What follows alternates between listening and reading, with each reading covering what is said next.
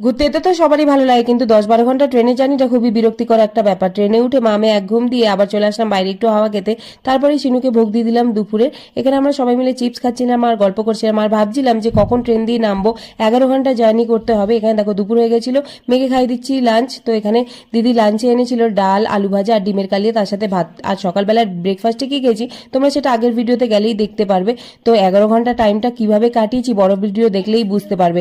নেমে গেলাম নিউ জলপাইগুড়িতে। এখানে আজকে রাতটা স্টে করবো, তারপর কাল থেকে বেরোবো ঘুরতে। তাতেই কিন্তু তোমরা চ্যানেলটা সাবস্ক্রাইব করে নাও নতুন নতুন ভিডিও দেখার জন্য। ট্রেন দিয়ে নেমে কোনো কুলি পাইনি, তাই নিজেরাই কুলির মতন দেখো নিজেদের লাগেজ টানতে টানতে নিয়ে যাচ্ছি। মেয়ে তো নিজের ট্রলিটা এমন ভাবে নিয়ে যাচ্ছিল, সবাই ওর দিকে তাকিয়ে ভীষণই হাসছিল। আমরা নিউ জলপাইগুড়ি স্টেশনে নেমেছি। এখান থেকে যাব শিলিগুড়ি। শিলিগুড়িটা রাত্রেবেলা স্টে করব। তো এখানে দেখো এমন ভাবে ট্রলিটা নিয়ে যাচ্ছিলাম, ভীষণ চিৎকার করছিলাম। এই যে নিউ জলপাইগুড়ি স্টেশন, এখান থেকে চলে আসলাম শিলিগুড়ি হোটেলে। তো হোটেলে এসে কি কি করলাম তোমরা কালকে দেখতে পারবে, তার জন্য তাড়াতাড়ি চ্যানেলটা সাবস্ক্রাইব করে নাও।